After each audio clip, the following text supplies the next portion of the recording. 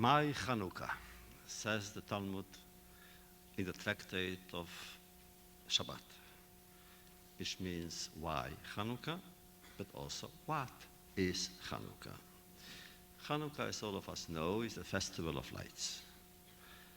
But then, if it is the festival of lights, why have we chosen this theme for Chanukah? Darkness? Chanukah is against darkness. Now, there were two reasons. One, when the decision was made many, many months ago, Rabbi Woznicka and I simply did not consult the Jewish calendar. Two, and this is the second reason, a passage in the Zohar, the book of mystical splendor, says that man de sharui bechashecha, whoever dwells in darkness, mistakel binhora, looks at the light. And so Chanukah maybe is for those who are in darkness or are afraid of darkness and therefore look at the candles. And if the candles could tell stories, they would be here. Chanukah therefore means to look for light in the temple when it was possible, and in ourselves, especially when the area of darkness is so dense in our very being. In biblical literature, one book contains extraordinary darkness. It is the Ecclesiastes. Even more than the book of Job, which is filled with suffering. The Ecclesiastes is depressing. Havel, Havalim, Hakol, Hevel, says King Solomon. Everything is vanity. Vanity of vanities, everything is vanity. But if everything is vanity, why work? Why speak? Why write? Why have children? Why live? Why hang on to life? There were two holidays, as we know, that are actually dedicated to gratitude. These are two holidays only for gratitude. One is Chanukah, and the other one is Purim. Chanukah, why? Because Antiochus Epiphanes had decreed that the Jewish religion should be abolished. And then the Maccabees came, and they fought, and they won, and there were very few. They vanquished the strong, the mighty, the powerful. And therefore, we have to thank God for that miracle. Purim was almost the same. Haman decided to, and he managed to convince Ahasuerus, King Ahasuerus, that the Jews should be exterminated, all, man, woman, and child. And Haman was going to do it. He had the approval of the king. And then God came with the help of Esther and her uncle Mordechai, and not a single Jew died. As a result, again, we declared Purim. Now, question. Chanukah, who was in danger? The Jewish soul, the Jewish spirit, the Jewish faith, the Jewish commitment to Torah. Purim, it was a physical threat. Physically, we were threatened now. Chanukah, we have the Maccabees who took up the arms and fought the regime. Purim, what they did, they prayed. They proclaimed a day of fasting, ordered by Queen Esther. It should have been a different attitude. They should have, Chanukah, they should have fasted, and Purim, they should have fought. Go argue with Jewish logic. But there is a reason for that, which is a very beautiful reason. And the reason is that there was a covenant made between the Jewish people and the God of Israel. Meaning, God is supposed to protect his people. In exchange, our people is supposed to protect his law, the Torah. And so, when the Torah was in danger, we took up arms. But when we were in danger, we fasted and we said to God, where are you? Do your part. And therefore, we have both Chanukah and Purim, and both really deal with gratitude. It's called Hodaya. That's why we say a prayer, Al-Hanisim, Balapurkan. We thank you for the miracles. This century gives us reasons to do both. We must thank history, God, destiny, ourselves, for the good things that happened in this century. But then at the same time, we must say there were other occasions where gratitude was not precisely the term that one would use in our response to what happened to us. And so we go back to the Ecclesiast. For everything its season, says the Ecclesiast, and for every activity under heaven its time. A time to be born and a time to die, a time to plant and a time to uproot, a time to kill and a time to heal, a time to weep and a time to laugh, a time to mourn and a time to dance, a time for silence and a time for speech, a time to love and a time to hate. For those of you who know Hebrew and who know the Ecclesiastes by heart, I need not to point out that grammatically this passage contains at least one error. And I'm referring to the verse 8 Sefot ve-8 Rekod, a time to mourn and a time to dance. A letter is missing, the Lamed. All other verses are with the Lamed. 8 Laledet ve-8 Lamut, 8 Lintoa, 8 Laakor. Here we have 8 Sefod without the Lamed, 8 Rekod without the Lamed, only here. And the very great master of the good name, the founder of the Hasidic movement, the Besht, said, a time will come when the tragedy will be of such magnitude that time itself will be in mourning. But then there will be a time when the joy of a privileged generation will be so profound that time itself will be dancing. And in this century, which is about to leave us in a few days, we have known both eras, and all of us are still dazzled, oscillating between the one and the other. So, of course, I like King Solomon. He is called the wisest of all men. In truth, his wisdom, though legendary, may be questioned in some circles. After all, isn't he supposed to have had 1,000 wives? When did he find time to write books?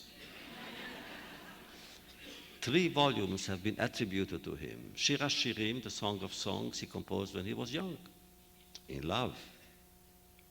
In his maturity, he wrote the Proverbs, Mishle. Kohelet, the Ecclesiastes, was his last work. He wrote it when he was already old and, according to legend, destitute.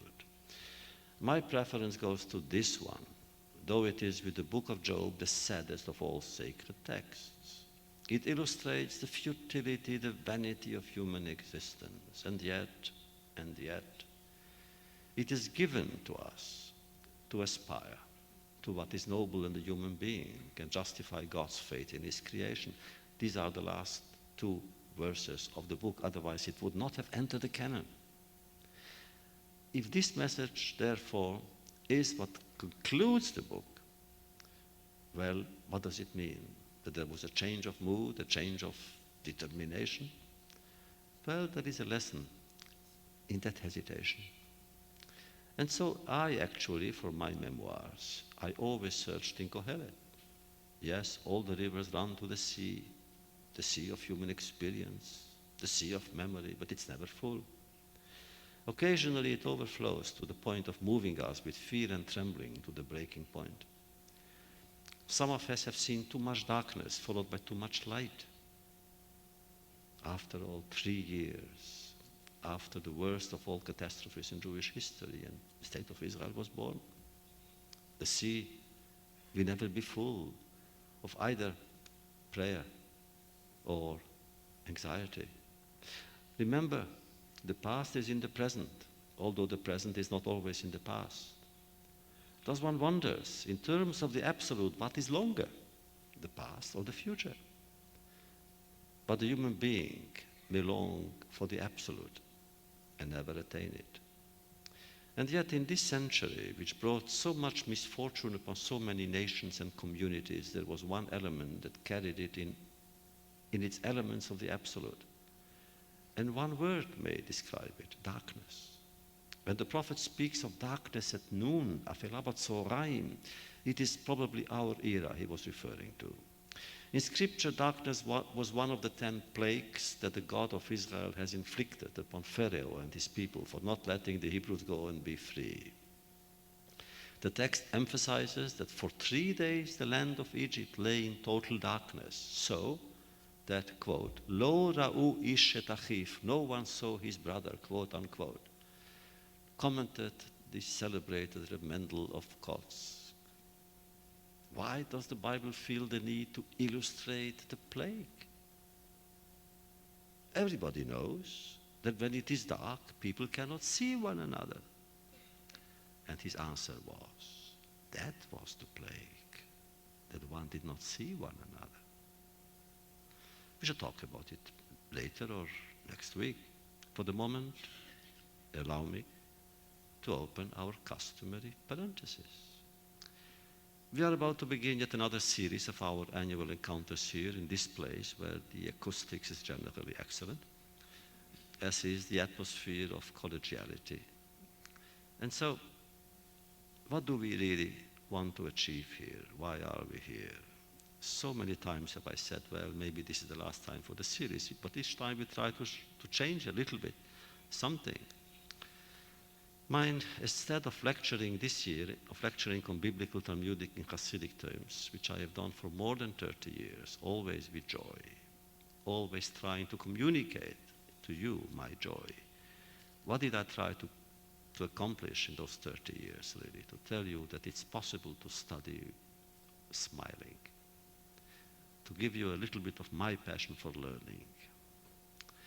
But this time, again, Rabbi David Woznicka, who is the educational or director and the moving spirit of this center for Jewish learning, we decided to do something else.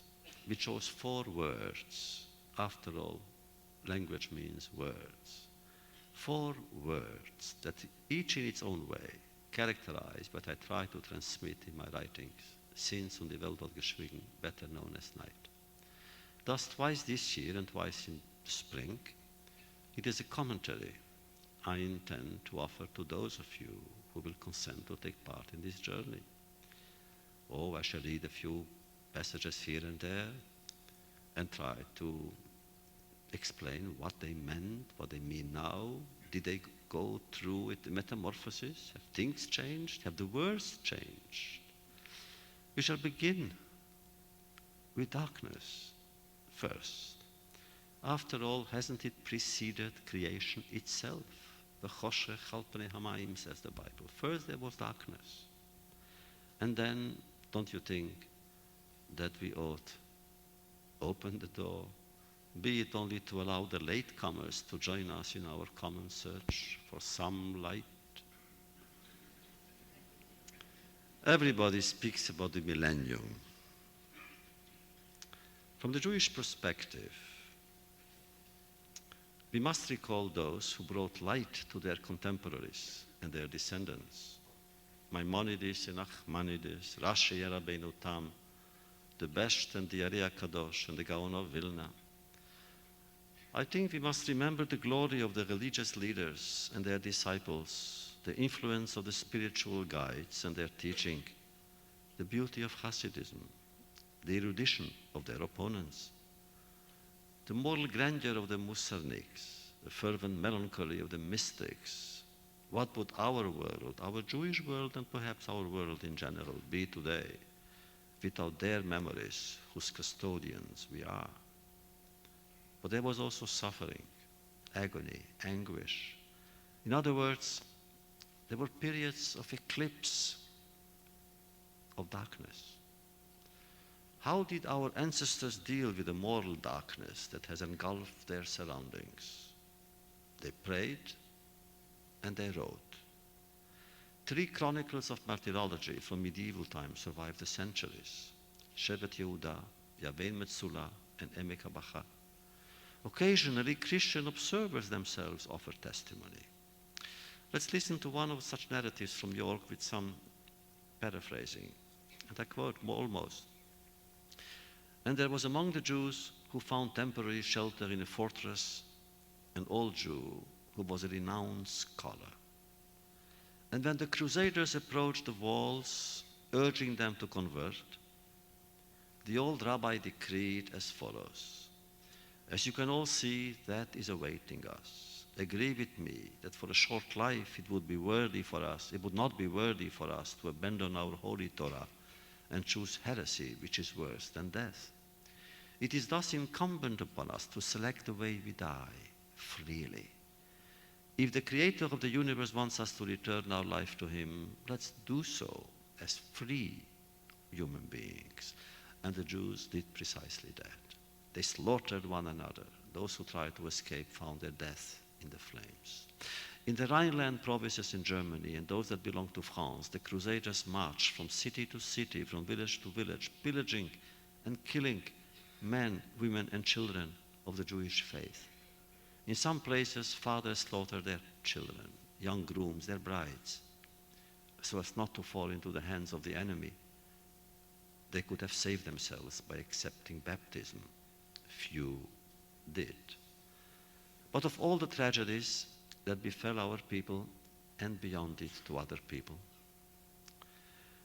the Holocaust remains, to me, a dark ontological event, illuminated only by some fires that still burn in our memory. An aberration or a consequence of history, it goes beyond it and defies it. The magnitude of the catastrophe, its ultimate absurdity, the silence of the world, the responsibility of the accomplices, the very fact that it happened, that it could have been avoided, all these elements make it into a mystery, almost a metaphysical one, which implies all our endeavors and limits all our aspirations, including our attempt at describing them. We write not with words, but against them. And this is something, of course, which worries us and disturbs us. After all, in those times, during the Crusades, the Inquisition, there were always somehow chroniclers. The story was told.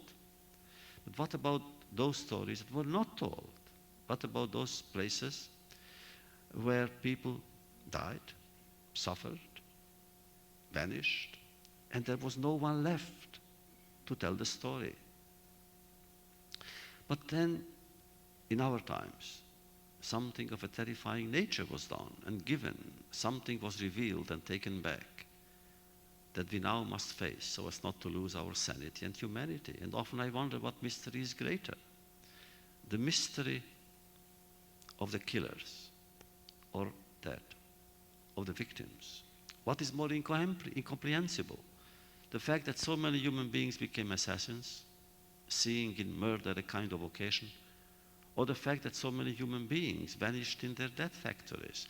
All I know is that it irrevocably transcends all dimensions of consciousness. Whatever is related to it must, in the end, lead to darkness. We know from the Hanukkah story about Hannah and her 7 sons, we know so much about that. But really, when we compare to what happened to our people in this century, we say, don't compare. It's not the same. Nothing will ever be the same. And therefore I believe that this century will be remembered not by its technological progress, although it is so great, nor by its scientific triumphs, although they are extraordinary. It will be remembered ultimately by the monument which we call Auschwitz. It will be the century of Auschwitz. Because there a threshold has been crossed. Something was done that has never been done before. Something was done to our people that never, even the worst of our enemies, have never undertaken. something happened there, beyond language, beyond life, beyond history. In those times, it was like in the Dark Ages, except in those times, whatever happened on the level of statehood. It was not a pogrom, it was a scientific plan, conceived, implemented on the highest level of government, with the whole world looking on. In those times, darkness has invaded all the areas, both secret and tangible, of the human heart. Where does that darkness come from? Is it a fallout of the primary darkness which preceded or accompanied creation? Has it affected the Creator himself? T.S. Eliot writes somewhere, "I said to my soul, be still and let the dark come upon you, which shall be the darkness of God." But then, isn't God the opposite of darkness? Is Giordano Bruno right to claim that light is God's shadow? In the Proverbs, King Solomon says, "Darkness and light are both alike to you, O Lord." But then why must we choose between them? In this century which is going away, and thank God it's going away, a different kind of darkness claims for our attention. It was the darkness of death. Day after day, hour after hour, the killer killed children, hang on to their parents. Old men and women whispered ancient prayers, which together with the victims fell into the abyss of the flames, and the universe was silent. Granted, there was a war going on, a war that brought honor to the human race, a war against Hitler and his acolytes. But the fate of European Jews played almost no role in the strategic planning of the Allies. In 1939, Goebbels' daily, the Stürmer, published the banner headline, "Jews for sale," with no buyer around. In 1942, several hundred Jewish children could have left occupied France, but they had nowhere to go. Should you seek reasons to give up on the 20th century, just consider the indifference of the free world towards Hitler's Jewish victims. Naturally, that must not alleviate the guilt of the killers and their accomplices. Their crimes must be neither forgiven nor forgotten. I know. Forgiveness has become fashionable. But they, the killers, don't deserve it. In 1995, at the 50th anniversary of the liberation of Auschwitz, I offered to God a prayer that angered some Christians, Catholics, for whom forgiveness is part of their faith, and I respect their faith, really, with all my heart. But I said there a kind of address to God in anger. I said, "God of forgiveness, do not forgive those who created this place. God of mercy, have no mercy on those who killed here Jewish children. Do not forgive the murderers, nor their accomplices whose work was to kill. Remember, O God, the nocturnal processions of children, so many children, all so wise, so frightened, so beautiful. If we could now see only one of them again, our heart would break. But the killers' hearts were not broken. So God, God of compassion, have no compassion for those who had none for Jewish children." Naturally, there is no collective guilt. Only the guilty are guilty. Their children are children. But so we turn to all the children of the world and ask them, remember the Jewish children who had no friends. And if you remember, as we are trying to do, then there is hope that one day, thanks to our ability to remember, a better world will emerge. A world in which children would be happy. They would be able to smile, sing, and take each other's hand and say, "Look, another dawn, another day, and still another bearing promise for humanity." It's always the children. What will happen to tomorrow's children? What will happen to the children who are now children and are ready to enter the next century with a legacy which is ours? And we don't want to make them sad. The last thing in the world I want is to make children sad. In my first memoir, Night, which was translated from the Yiddish and shortened from the Yiddish. There are certain Yiddish passages that are not in the English or the French version, or the other versions which were translated from the French. There in Yiddish it begins like this. In the beginning there was faith, futile faith, and confidence, vain confidence, and illusion, dangerous illusion. We believed in God, had confidence in man, and lived with the illusion that in each and every one of us a holy spark of the Shekhinah has been deposited, that each and every one of us carries in his eyes and soul a reflection of God's image. And that was the source, if not the cause, of all our misfortunes. Thus begins the story told in my first memoir. It was called Und die Welt hat geschwiegen, and the world was silent. Now, why was this text omitted from the French and subsequently in English and other languages? It was not the only one.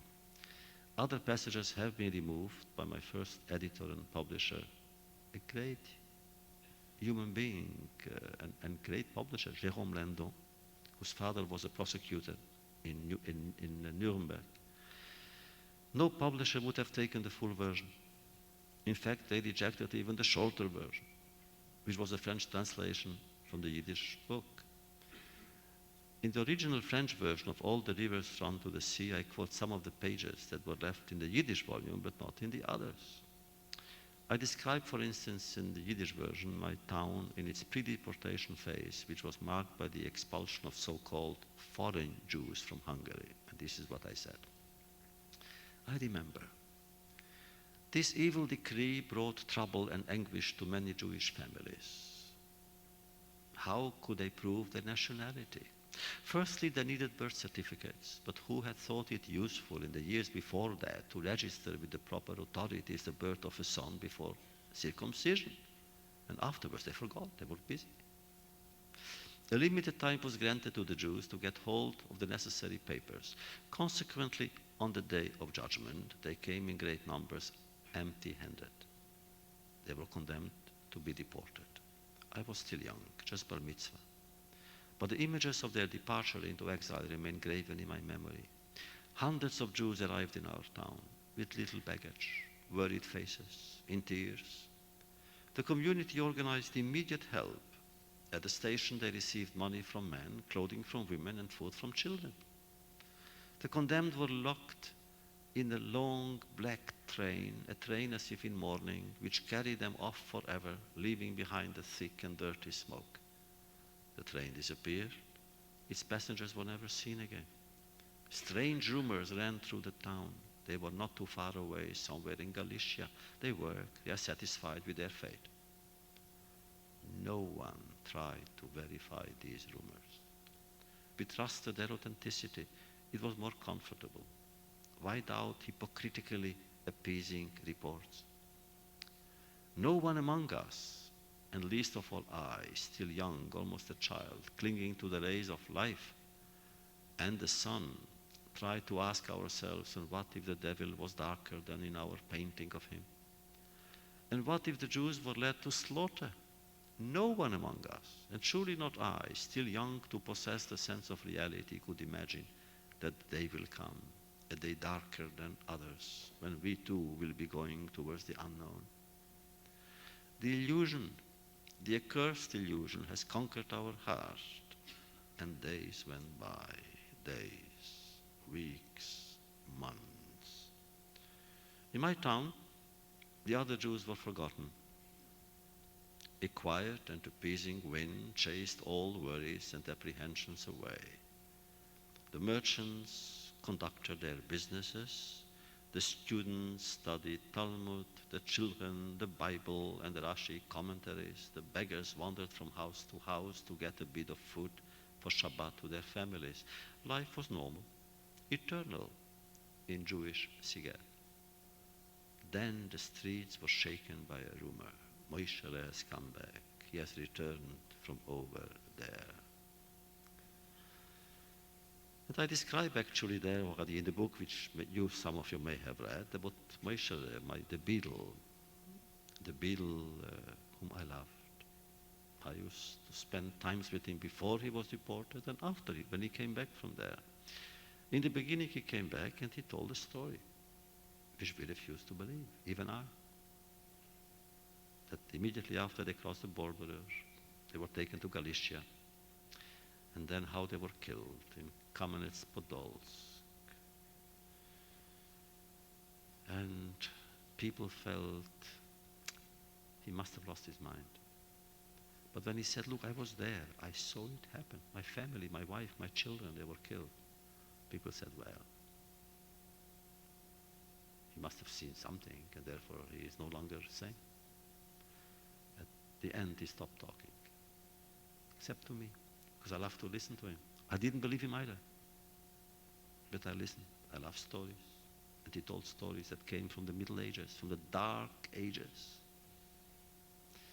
And then we realized that he was not inventing his stories. It was too late. So then was the period of darkness for us. The darkness before or the darkness during? Was it darkness when we didn't believe him? The darkness of the mind, the darkness of our senses, the darkness of our perception? Or afterwards when we entered darkness? Was the darkness in the beginning a preparation for the darkness that followed? And what about the darkness that had really surrounded us from the outside world? When the world didn't want to see us, think about us, worry about us. So therefore, to me, when I say darkness, I mean, of course, that period. The period where we had all glimpsed at the abyss. In that period, some events were darker than the others. The darkest moment in my life was the death of my father. I describe in some pages the event itself, but even there, in Yiddish, it is longer. And this is what the Yiddish version says. It's Buchenwald, and my father is dying. Eliezer, my son, come. I want to tell you something. You alone, only you, come, don't leave me alone. Eliezer, I heard his voice, seized the meaning of his words, and understood the tragic dimension of the moment, but I stayed put. It was his last wish to have me at his side during his agony, when his soul was about to tear itself away from his tortured body, and I have not fulfilled it. I was afraid. That is why I remained deaf to his moaning. Instead of sacrificing my dirty and rotten life and run to his side, take his hand, reassure him, show him that he was no longer alone, that he was not abandoned, that I was near him, that I felt his pain.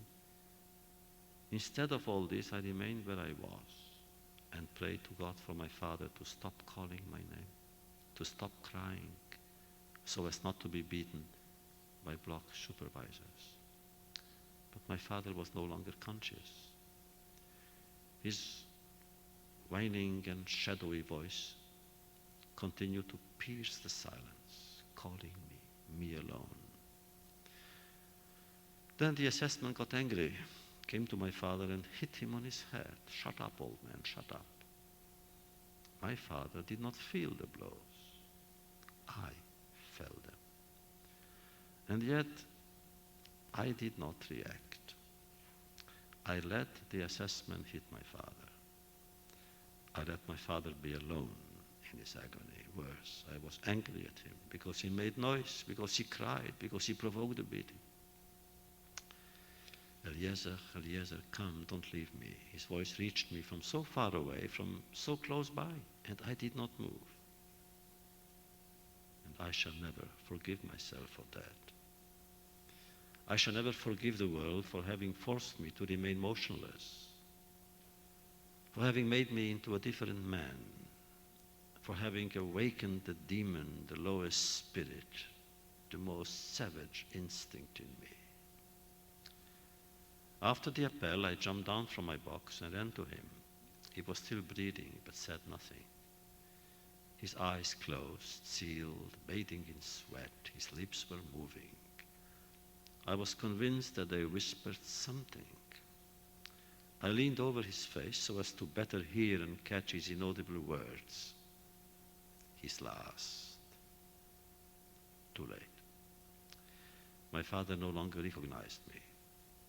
I stayed several hours at his side, contemplating his face so as to insert it in my heart, to remember it forever, when waves of joy would perhaps try to pull me away, far away from my past. There was no minyan for me to recite the Kaddish. There was no grave for me to light a candle. There was nothing. His grave was heaven. The candle was I, his son. My Kaddish was and will be all the words that I shall utter, that I shall hear. I was an orphan. His last word was my name, a call, and I did not answer. And that happened the 18th day of the month of Shvat. When a candle is extinguished, the candle remains, its flame alone disappears. But on the 18th day of Shvat, a candle was extinguished. Both the candle and the flame were gone. But I did not cry. And that is what hurt me most, the inability to cry. My heart has become stone, dried out, the source of tears. Well, to me, when I say darkness, that was darkness. And some of this darkness, of course, must remain. And I shall speak next week and the week and then the spring about what does one do when darkness is so heavy. What does one do with our memories? What does one do with what we consider our life to have been and is? We live now. We don't live in the past, but the past lives in us. And so we must work. We must build. We must. Valéry said, Paul Valéry, il faut tenter de vivre. One must attempt to live. And I say we must attempt desperately to find hope and to offer it, to share it, and create joy where there is none. Because one couldn't live with such memories alone. We cannot. And we must invent love. We must force it to enter our heart. We must, for the sake of our children and our friends and ourselves. This comes later, but when I speak of that period alone, I don't see anything that could outweigh that darkness. Even all the joy in the world, and God knows, I'm thankful for the joy that I had afterwards and still have. I have family, I have wife, I have a son, I have friends. But in truth, one must be truthful with oneself. That darkness is there. But it's not only an individual darkness. We speak of this world. After all, it happened now. When I was young, in the 30s, I remember, I was still in Cheder on the yeshiva. We never spoke about the First World War, although my grandfather fell in that war. He was a medic. And my father was then young enough to be part of it. But at home, we never spoke of it. In shul, we never spoke of it. I never heard people speak about the First World War, although there were many people who had fought in it, suffered from it. How many years? 20 years. It was pushed away. Here we are more than 50 years, and no event in the last 50 years is so present to us as this one. And sometimes I'm even worried because it is too present. I'm worried because it became too popular. I've been saying it here, reading about it here, on this table, maybe to some of you, about my worry that this, which I believe to be a pure event, even a sacred event, is in danger of becoming commercialized, cheapened, trivialized, banalized. The banality of the story. So what does one do? One must try to use words, because the others are also using words, images, words, stories, films, theater, humor. Everything is being used now. And lately especially, there is something very dangerous happening, especially on the university level. Young scholars who are teaching the Holocaust, they are professors of the Holocaust, and they feel they must do something, say something, create something, publish something. And since there is really nothing left for them to say that hadn't been said already, so they try to invent. And the latest trend really is to undermine the veracity, the credibility of the survivors' testimonies. They say that whatever they say is not entirely true. One of them wrote a book called Imagining the Holocaust. I think this is now the trend, and that is the danger. And that too carries its own darkness. So what really is the solution? What do we do? How does one live with such memories of fire and darkness, with so many fragments of despair?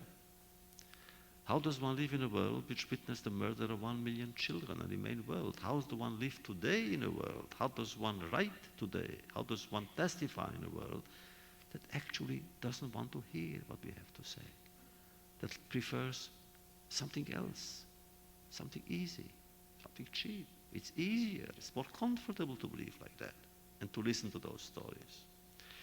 So those of us who were there are haunted by those whose lives were turned into ashes, by those whose cemetery was the sky, the terror-stricken families hiding in ghetto cellars, children running with priceless treasures, a potato or two, a crumb of bread, endless lines of quiet men and women on their way to mass graves, reciting the courage, the prayer for the dead over themselves. Teachers and their pupils, mothers and their infants, rabbis and their followers, rich and poor, learned and illiterate, princes and beggars, all pushed inexorably towards death. Father, says a young boy, is it painful to die? Must I die? Think of something else, answers the father. Think of tomorrow. Father, where are we going? And the father, with his finger, points to the sky. There, don't worry. Someone is waiting for us. Well, that was the darkness of this age, because everybody somehow was connected to it. Years ago I was in Kiev. I went to see Babi Yar, because in '65 when I was in Russia, I wrote a chapter of Babi Yar, the Jews of Silence. In Kiev I tried, '65, to find my way to the Babi Yar. They refused to take me there. All the taxi drivers, all the tourists, they refused. And finally, they showed me a place, a ravine. And I couldn't imagine that ravine to be Babi Yar. There was nothing there, absolutely nothing. It was before a monument, nothing. So I wrote about it. Later on, I think 8 or 9 years ago, between Aseret Yemei Teshuvah, between Rosh Hashanah and Yom Kippur, somehow we had to go on a mission to the Ukraine, and I met the president of the Ukraine. And after, we were 3 or 4 people, and when I asked him, I said, look, Mr. President, I have seen Babi Yar. In the beginning, when I heard about it, I thought it must be so far away, somewhere far away. It isn't far away. It's part of Kiev. Now I saw what happened. Babi Yar was a ravine, and there was a street leading to it, a narrow street. And every day, between Rosh Hashanah and Yom Kippur, 10,000 people went through that narrow street just to enter Babi Yar. The guns were firing every day, 10,000. I said, Mr. President, people lived in those houses. Did anyone open one door, one window, and pulled in a young child, simply saying, come on, quickly? If yes, show him to me. Nobody did. And there, I don't understand it. I said to the President, tell me, how could people sleep in Kiev when they heard the machine guns? At the same time, my question is, how come that the Jews went there without a sound? What happened to them? Something happened, I don't know what. Again, was it darkness at noon? It happened in daylight. Because in the evening, the Germans stopped shooting. And they left the corpses in Babi Yar. Five survived. They crawled from under the corpses. And there is one story which I heard in Kiev, even in 65, from a woman who lost her mind. I saw her in shul, in the synagogue. She was outside. A man who was naked, because they had to undress, managed to crawl from under the corpses. And there was nobody there. So he began running, and he came to a nearby village. He knocked at the door, and the peasant woman opened. And he had the presence of mind to say, I am Jesus. I just left the cross, and here I am. And she, the primitive, good woman, she believed him, and she took him in, and she saved him. It took that to survive. And so, I don't know, how can anyone explain evil of such magnitude? How can anyone comprehend so much pain and anguish? How can one live and still believe in dignity, in goodness? One cannot conceive of Auschwitz with or without God. But what about man? Who can understand the calculated deprivation of the killers, the indifference of the onlookers? What was the Holocaust? An end or a beginning?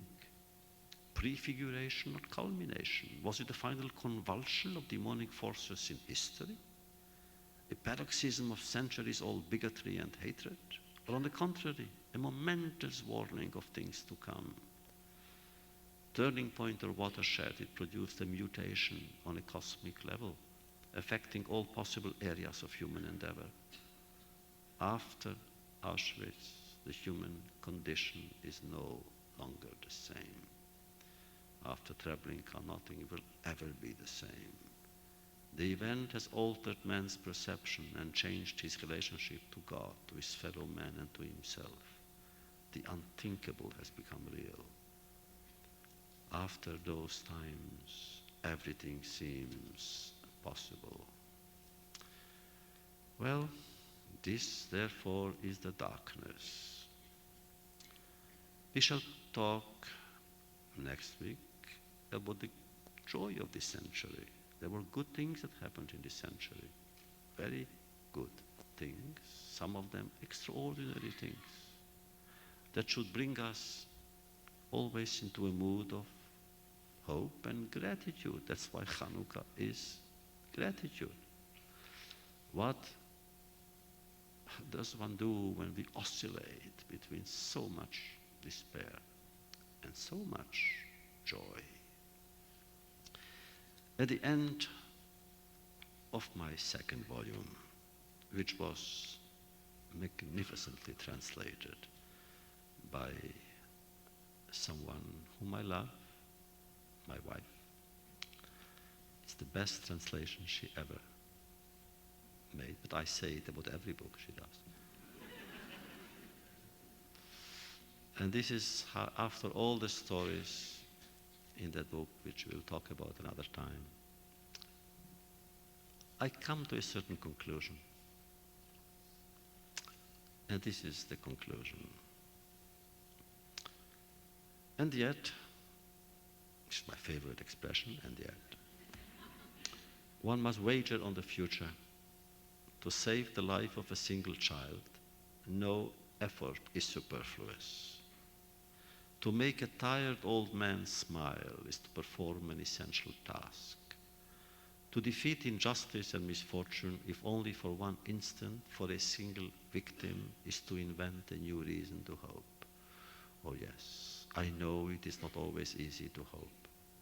Also, hope can become a trap whose victims are as unhappy as victims of despair.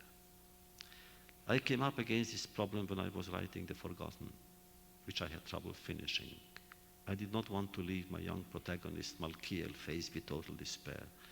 In all my novels, I try to open or at least to indicate a path not towards salvation, does it exist, but towards encounter with the other and also with oneself. In The Forgotten, the old hero Elchanan, deprived of his memory and aware of the incurability of his disease, no longer has any hope of human contact. Who could possibly succeed in making him smile one more time? I saw no solution to the problem and kept the manuscript in a drawer for several months. Then very early one morning, as I was working, I heard my young son in the next room. And suddenly the solution was clear. I needed to help perform a transfusion of memory. As Elchanan's diminished, Malkiel's would be enriched. At a certain age, one becomes attached to certain words. For a time, the word that dominated my life was 40, 50 years ago was darkness. Now I love the word transfusion. I dream a lot lately. I know it from my fellow survivors. They dream now more frequently than before about those times. Strangely, in those times, inside those places, we used to dream about the good times. At home, Shabbat, holidays, food on the table. And now we dream other dreams about the darkness of those times. I dream about my mother and my little sister. I cry in my sleep. I try to learn about their last moments. My sister walked with them a few steps more than I did. I wanted to question her about it. I didn't dare. We speak every week, but only about her health, her son Sydney, her grandchildren. Yet I would like to know more about her experiences. I don't dare ask. It was the same idea with my other sister who died of cancer. I know they were together in Kaufering, not far from Dachau. When did they leave Birkenau? What cruelties did the Germans inflict on them? And I don't know. I still don't know. That night, everything about that night. In my study, you will find no medals, no diplomas. But over the table where I work, there hangs a single photograph. It shows my parents' home in Siget. When I look up, that is what I see. And it seems to be telling me, don't forget where you came from. I am now 71.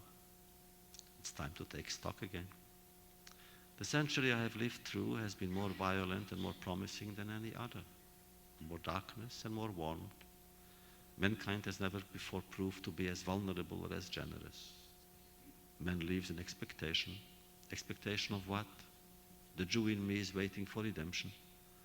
And waiting for redemption, he remembers his enemies. I have fought battles and won some, few in number, too few to derive pride and confidence from them.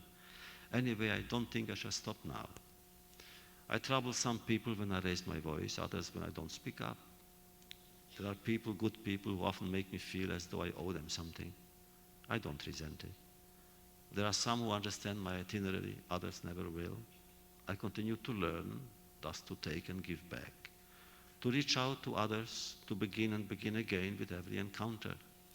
I have said certain words, I have kept others for future attempts to tell the tale that is waiting and will always be waiting to be told. And I say to myself that even taking into account my stories and novels, my essays and studies, analysis and reminiscences, I know that it is not enough. Long ago, over there, far from the living, we told ourselves over and over that if we were to come out alive, we would devote every moment of our lives to denouncing by word and deed the cynicism and silence of mankind towards victims past and future. Convinced that the free world knew nothing of the cursed and evil kingdom where death reigned, we encouraged one another. The one among us who would survive would testify for us all. That's what we felt. He would speak and demand justice on our behalf. As our spokesman, he would make certain that our memory would penetrate that of humanity.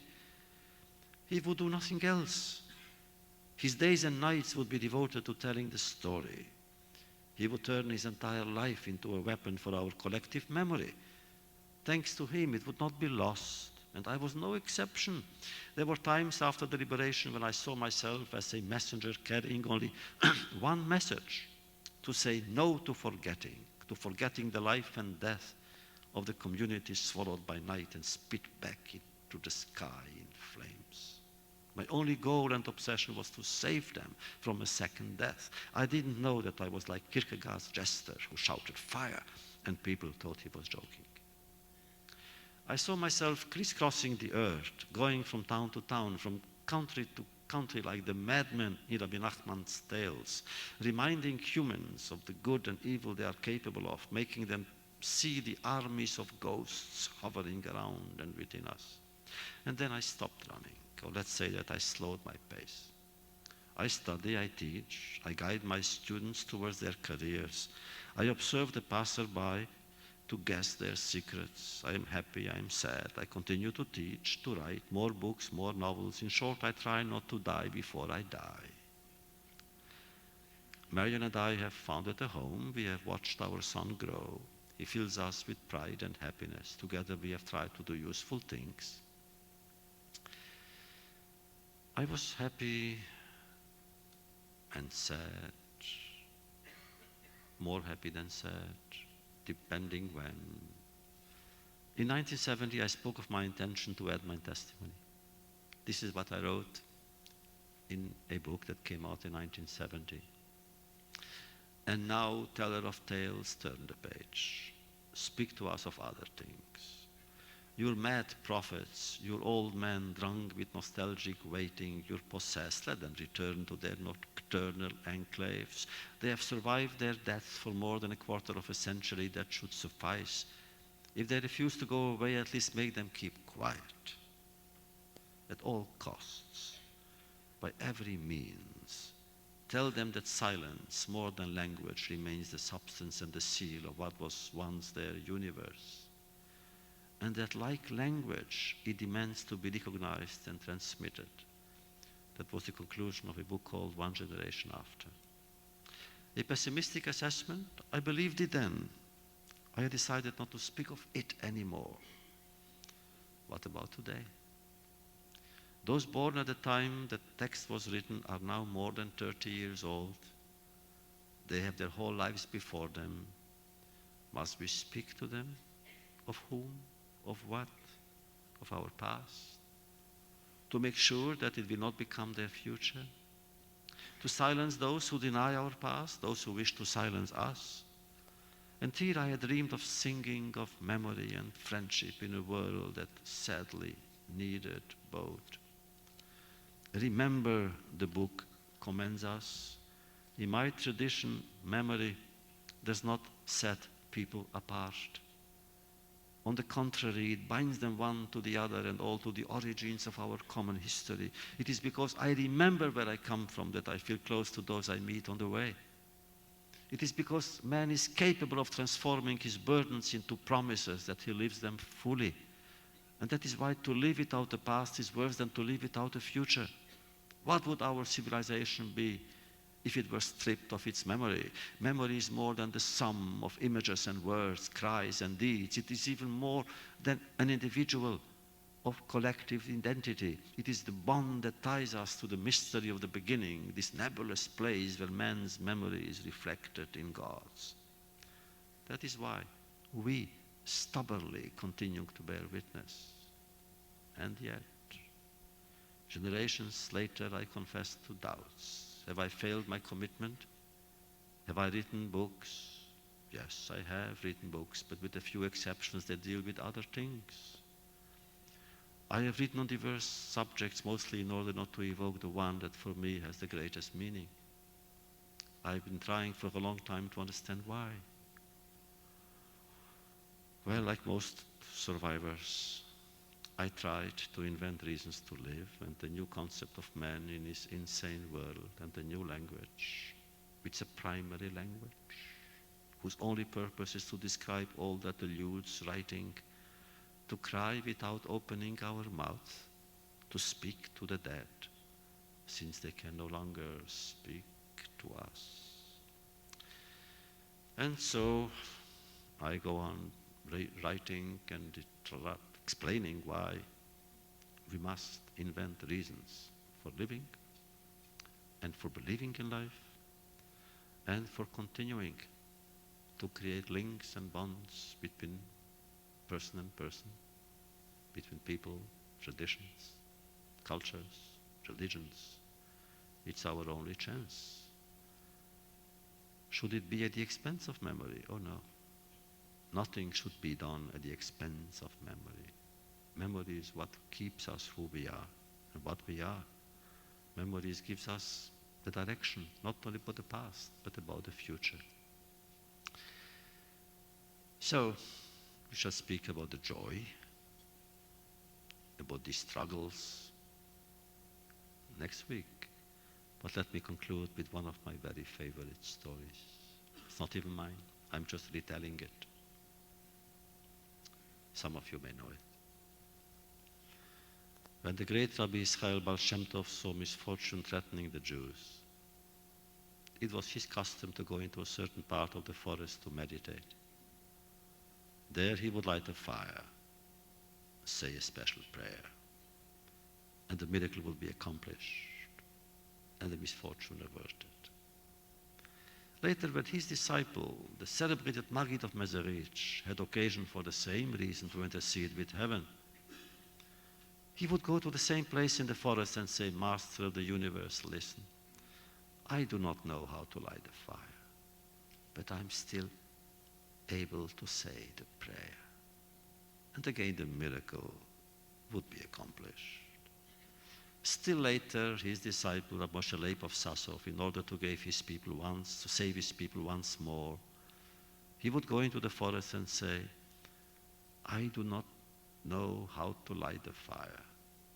I do not know the prayer, but I know the place. And this must be sufficient. It was sufficient. And the miracle was accomplished. But then it fell to the celebrated great Rabbi Israel of Rizhin to overcome misfortune. Sitting in his armchair, his head in his hands, he spoke to God. I'm unable to light a fire, and I do not know the prayer. I cannot even find the place in the forest. All I can do is tell the story, and this must be sufficient. And it was sufficient. Do we know at least the story? But then it's Hanukkah. And we know the story of an event that happened 2,500 years ago. And if we remember that story, how can we even think that we will not know our story?